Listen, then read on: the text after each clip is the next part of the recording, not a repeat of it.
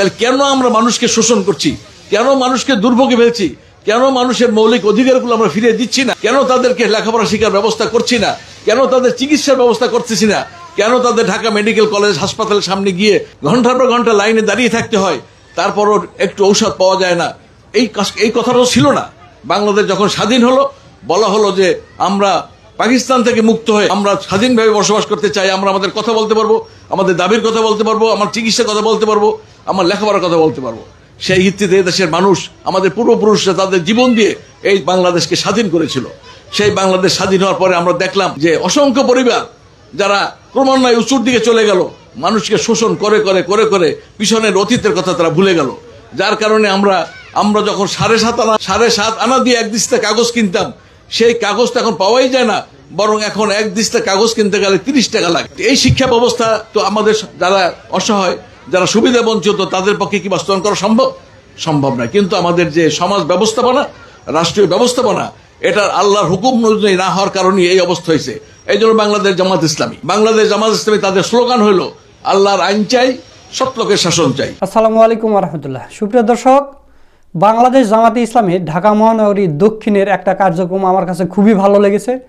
সেটা হচ্ছে যে বস্তির সুবিধা বঞ্চিত ছেলেমেয়েদের পড়াশোনার ব্যবস্থা এবং তাদের শীতবস্ত্র এবং তাদের নতুন বই উপহার দিয়েছেন জামাতে ইসলামী ঢাকা মহানগরী দক্ষিণ। তো সেখানে একটা প্রোগ্রাম করা হয়েছে। সেই প্রোগ্রামে ঢাকা মহানগরী দক্ষিণের সমস্ত নেতাকর্মীরা উপস্থিত ছিলেন এবং তারা সেখানে অসাধারণ বক্তব্য দিয়েছেন। তো সেখান থেকে আপনাদের সবুর ফকির সাহেবের একটা বক্তব্য আপনাদের শোনাবো। তো আশা করছি আপনারা পুরো বক্তব্যটা শুনবেন এবং এই বক্তব্যটা বেশি বেশি করে শেয়ার করবেন। তো বেশি দেরি না করে চলুন আমরা সবুর ফকির সাহেবের সেই ভিডিওটা দেখে আসি। আসসালামু আলাইকুম ওয়া রাহমাতুল্লাহি ওয়া বারাকাতুহু। আউযু বিল্লাহি মিনাশ শাইতানির রাজীম। বিসমিল্লাহির রহমানির রহিম। আলহামদুলিল্লাহি রাব্বিল আলামিন। আসসালাতু ওয়াসসালামু আলা সাইয়্যিদিল মুরসালিন ওয়া আলা আলিহি ওয়া সাহবিহি আজমাইন। বাংলাদেশ জামাত ইসলামী ঢাকা মহানগরী কর্তৃক আয়োজিত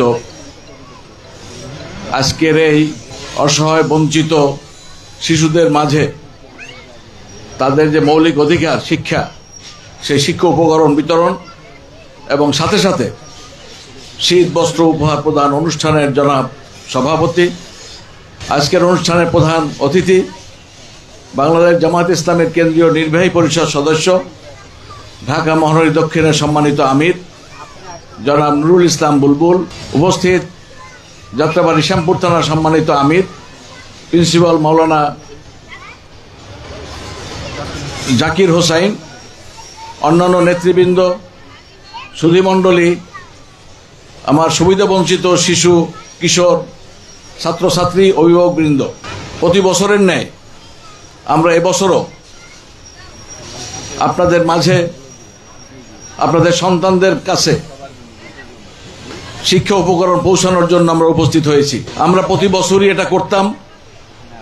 আমরা করতাম ছোট্ট একটি ঘরের ভিতরে অথবা স্কুলের কোনো জায়গায় আমরা করতাম।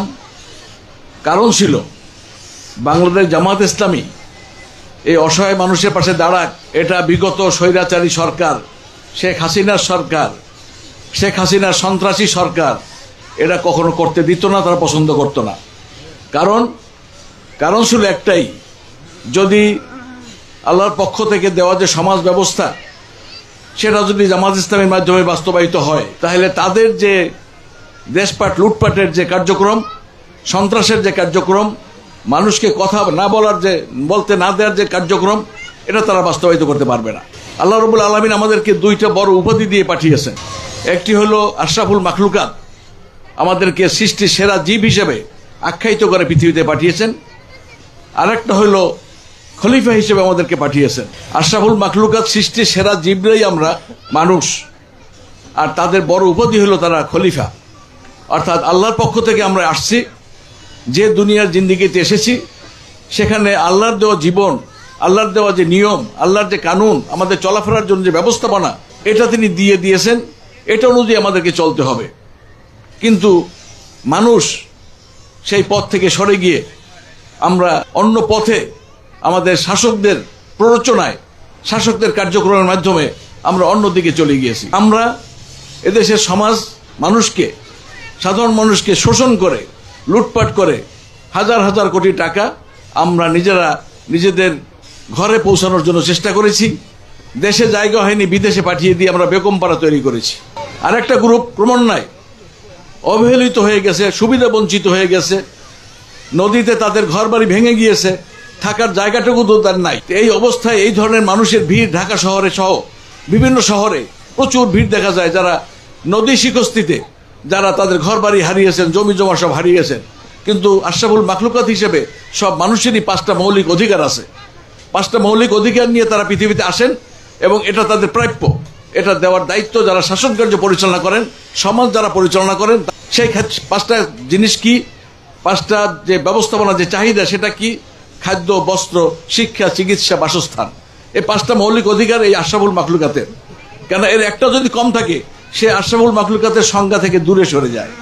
সেই কারণে মানুষেরই দায়িত্ব, যারা উঁচু শ্রেণী সমাজে, যারা বিত্তবান, তাদের উচিত হলো যে তারা সুবিধা বঞ্চিত এই ধরনের মানুষ যাদের ঘরবাড়ি নদীতে ভেঙে গিয়েছে অথবা অন্য কোনো বিপর্যয়ের কারণে তারা আজকে ঘরবাড়ি শূন্য, তাদের পাশে দাঁড়ানো, তাদেরকে একটু জায়গা দেওয়া। কত জায়গা মানুষের লাগে? মানুষের জায়গাটুকু এইটুকু। বাম দিকে তাকিয়ে দেখেন, পিছনে তাকিয়ে দেখেন, কতটুকু জায়গা আছে এখানে? মাত্র 3.5 হাত জায়গা আমাদের জন্য বরাদ্দ আছে, মাত্র 3.5 হাত জায়গা। তো সেই জায়গায়, সেই রাস্তা দিয়ে চলি, প্রতিনিয়ত দেখি যে এরাই তো আমাদের পূর্বপুরুষ ছিল, এরাই আমাদের, এদেরই সন্তান আমরাও একদিন এখানে চলে যাব, আমাদের পরবর্তী প্রজন্ম এখানে থাকবে। তাহলে কেন আমরা মানুষকে শোষণ করছি? কেন মানুষকে দুর্ভোগে ফেলছি?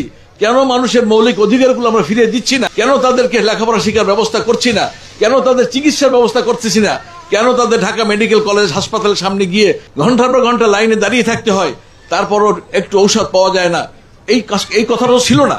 বাংলাদেশ যখন স্বাধীন হলো, বলা হলো যে আমরা পাকিস্তান থেকে মুক্ত হয়ে আমরা স্বাধীনভাবে বসবাস করতে চাই, আমরা আমাদের কথা বলতে পারবো, আমাদের দাবির কথা বলতে পারবো, আমার চিকিৎসার কথা বলতে পারবো, আমার লেখাপড়ার কথা বলতে পারবো। সেই ভিত্তিতে দেশের মানুষ, আমাদের পূর্বপুরুষরা তাদের জীবন দিয়ে এই বাংলাদেশকে স্বাধীন করেছিল। সেই বাংলাদেশ স্বাধীন হওয়ার পরে আমরা দেখলাম যে অসংখ্য পরিবার যারা ক্রমান্বয়ে উঁচুর দিকে চলে গেল, মানুষকে শোষণ করে করে করে করে পিছনের অতীতের কথা তারা ভুলে গেল। যার কারণে আমরা যখন 7.5 আনা দিয়ে 1 দিস্তা কাগজ কিনতাম, সেই কাগজটা এখন পাওয়াই যায় না, বরং এখন 1 দিস্তা কাগজ কিনতে গেলে 30 টাকা লাগে। এই শিক্ষা ব্যবস্থা তো আমাদের যারা অসহায়, যারা সুবিধা বঞ্চিত, তাদের পক্ষে কি বাস্তবায়ন করা সম্ভব নয়। কিন্তু আমাদের যে সমাজ ব্যবস্থাপনা, রাষ্ট্রীয় ব্যবস্থাপনা, এটা আল্লাহর হুকুম অনুযায়ী না হওয়ার কারণে এই অবস্থা হয়েছে। এই জন্য বাংলাদেশ জামাত ইসলামী তাদের স্লোগান হলো আল্লাহর আইন চাই, সৎ লোকের শাসন চাই। আল্লাহর আইন বাস্তবায়ন হবে এবং সৎ লোক তৈরি করতে হবে। আমরা বাংলাদেশ জামাত ইসলামী মানুষের ঘরে ঘরে গিয়ে মানুষকে দাওয়াত দিয়ে আমরা একত্রিত করে কোরআন হাদিসের আলোকে তাদেরকে সৎ মানুষ রূপান্তরিত করার চেষ্টা করছি। আমাদের আরেকটা জীবন আছে, আখিরাতের জীবন। সেই জীবনে আমাদের জবাবদিহি করতে হবে দুনিয়ার কাজের জন্য। সেই কাজের জবাবদিহিতার জন্য যে প্রশিক্ষণ, সেটা আমরা বাংলাদেশ জামাত ইসলামী আমরা ঘরে ঘরে গিয়ে দেওয়ার চেষ্টা করছি। মানুষকে কোরআন শেখানোর ব্যবস্থা করছি আমরা। অসহায় মানুষ যারা কোরআন শিখতে পারে নাই ছোটবেলায়, তাদেরকে কোরআন শেখানোর জন্য আমাদের কোর্স আছে বিভিন্ন মসজিদে, মাদ্রাসায়, ফুরকানি মাদ্রাসায়। এই পাশেই একটু দূরে গেলে দেখবেন আমাদের একটা মাদ্রাসা আছে এখানে, যেখানে আপনাদের সন্তানদেরকে আমরা এখানে কোরআন শিখে বিনা পয়সায়। তো এখানে এই ধরনের কার্যক্রম বাংলাদেশ জামাত ইসলামী একটি রাজনৈতিক দল হিসেবে, যাদের স্লোগান হলো আল্লাহর আইন চাই, সৎ লোকের শাসন চাই, তারা তাদের শিক্ষাক্রম এভাবে পরিচালিত করছে। এবং মানুষের, সমাজের মানুষকে সেবা দেওয়ার জন্য আমরা ফ্রি মেডিকেল টিম আমরা প্রতিনিয়ত এখানে পাঠাচ্ছি বিভিন্ন জায়গায়, যেখানে এই অসহায় সুবিধা বঞ্চিত মানুষগুলো থাকে, খুব কষ্টে থাকে, বেড়ার ঘরে থাকে, টিনের ঘরে ছিদ্র দিয়া প্রচন্ড শীত আসে, সেখানে আমরা পাঠানোর ব্যবস্থা করেছি এবং এই ধরনের কার্যক্রম আমরা পরিচালনা করছি।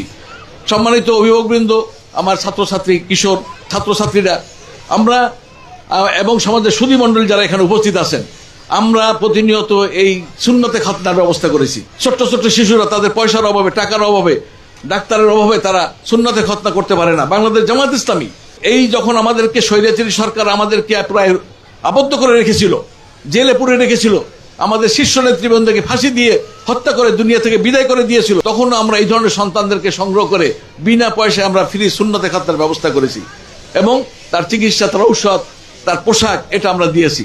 তো বাংলাদেশ জামাত ইসলামী এই ধরনের সামাজিক কাজ করে করে করে করে মানুষের, সমাজের মানুষগুলোকে ভালো মানুষ তৈরি করার জন্য এবং মানুষকে নৈতিকতা, জ্ঞান, শিক্ষিত করার জন্য আমরা চেষ্টা চালাচ্ছি। আমরা ক্ষমতার জন্য যাওয়ার জন্য রাজনীতি করি না। আমরা রাজনীতি করতে চাই সৎ লোক ক্ষমতায় যাক, যারা কোরআনের আলোকে সমাজ পরিচালনা করবে। যেখানে মানুষের জন্য যদি 5 কেজি গম বরাদ্দ থাকে, সেই 5 কেজি গম যাতে তার ঘরে পৌঁছে সেই রকম চরিত্রের লোক আমরা তৈরি করছি, যাতে সেখান থেকে 3 কেজি অন্যদিকে পাচার হয়ে না যায়। ওই 2 কেজি শুধু আপনি পাবেন, আর 3 কেজি আপনার খরচ হিসেবে চলে যাবে। এই ধরনের কাজ আমরা করতে চাই না। এই ধরনের ভালো মানুষ আমরা তৈরি করছি। আপনারা আমাদের সাথে আসবেন, দেখবেন যে আমরা যা বলি তা করি কিনা। আজকে আপনাদের এখানে যে অবস্থা, যে শিক্ষা উপকরণ নিয়ে আমরা উপস্থিত হয়েছি, এটা সামান্য একটি শুরু মাত্র। আমাদের এটা ব্যাপক আমাদের কর্মসূচি আছে। আমরা বিভিন্ন ঢাকা শহরের বিভিন্ন প্রত্যন্ত অঞ্চলে এবং প্রান্তিক জায়গায়, আমরা প্রান্তিক জনগোষ্ঠীর কাছে যারা দিন আনে দিন খায়, ভ্যান চালায়, রিক্সা চালায়, ফ্যাক্টরিতে কাজ করে, রোজে হিসেবে কাজ করে, শ্রমিকের কাজ করে, এই ধরনের লোকদের ঘরে আমরা এটা পৌঁছে দিতে চাই। তাদের সন্তানরা যত মানুষ হয় এবং শিক্ষায় শিক্ষিত হয়ে আল্লাহর কোরআন শিখতে পারে এবং আল্লাহর দিন সম্পর্কে শিখতে পারে, মানুষ হিসেবে, মুসলমান হিসেবে তার চলার জন্য যে পাতেও, সেটা যাতে এখান থেকে শিখতে পারে, সেই ব্যবস্থা আমাদের আছে। বাংলাদেশ জামাত ইসলামী এই ধরনের সামাজিক কার্যক্রমের মধ্য দিয়ে মূলত কাজ করছে। আর যারা এতদিন পর্যন্ত ক্ষমতায় ছিল, তারা ক্ষমতায় যাওয়ার রাজনীতি করত এবং গরিবের টাকা, গরিবের সম্পদ শোষণ করার জন্য, লুণ্ঠন করার জন্য তারা প্রতিযোগিতামূলক ভাবে তারা কাজে লেগে গিয়েছিল। এবং আপনাদের ছোট্ট একটি টি স্টল, একটা চায়ের দোকান ভ্যানের উপর দিচ্ছেন, দিন শেষে সেখানে গিয়েও সন্ত্রাসীরা আপনার কাছে চাঁদা দাবি করত। এই ধরনের অবস্থা একটা পরিবেশ তৈরি করেছিল। অর্থাৎ যিনি সারাদিন চা বিক্রি করে যিনি তার জীবিকা নির্বাহ করবেন, সেখান থেকেও তাদের চাঁদা নিত। এখনো আমরা শুনতে পাচ্ছি কিছু কিছু জায়গায় এরকম ঘটনা আবার ঘটতেছে। তাহলে কি সেই সন্ত্রাসীরা ফিরে আসলো? সেই শেখ হাসিনা সেই সন্ত্রাসীরা আবার কি আসলো নাকি? তাহলে তা নইলে আবার কেন চাঁদা চাবে? আমরা তো চাঁদা দেওয়ার জন্য আন্দোলন করি নাই। আমাদের সন্তানরা জীবন দেননি। আমরা তো সন্ত্রাসী কার্যক্রমের জন্য জীবন দেয়নি। তারা একটি চাঁদামুক্ত দেশ তৈরি করতে চেয়েছিল। সেই জায়গায় যাতে আমরা থাকতে পারি, সেই জায়গায় যাতে যেতে পারি, সেই জন্য আপনাদেরকে ঐক্যবদ্ধ থাকতে হবে এবং জামাত ইসলামের পতাকা তলে আপনাদের ঐক্যবদ্ধ হয়ে এর প্রতিরোধ করতে হবে। আমাদেরকে সেই প্রতিরোধ এবং আমাদের সন্তানদেরকে শিক্ষিত করে যাতে আমরা এগিয়ে যেতে পারি, আল্লাহর কাছে সেই তৌফিক কামনা করে এবং আপনাদের সাহায্য সহযোগিতা দোয়া চেয়ে আমি আমার কথা শেষ করছি। আসসালামু আলাইকুম রহমতুল্লাহি ওয়া বারাকাতুহু। দর্শক, আপনারা সবুর ফকির সাহেবের ভিডিওটা দেখলেন, তো তার কথাগুলো আপনাদের কাছে কেমন লেগেছে এবং জামাতে ইসলামের এই কার্যক্রমটা কেমন লেগেছে? যে সুবিধা বঞ্চিত বস্তির যেগুলো ছেলেপেলে, তাদেরকে পড়াশোনার ব্যবস্থা করা, তাদের শীতের পোশাক দেওয়া, তাদেরকে নতুন নতুন বই দেওয়া, এই কার্যক্রমটা আপনাদের কাছে কেমন লেগেছে? অন্যান্য সংগঠন এগুলো করে কিনা, সেটা আপনাদের জানা আছে কিনা, সেটাও কমেন্ট করে জানিয়ে দেবেন। একথা বলে আজকের ভিডিও এখানে শেষ করছি। নিত্য নতুন জামাত শিবিরের এইরকম ভিডিও পেতে আমাদের চ্যানেলটা সাবস্ক্রাইব করে রাখবেন। সকলকে ধন্যবাদ। আসসালামু আলাইকুম রহমতুল্লাহ।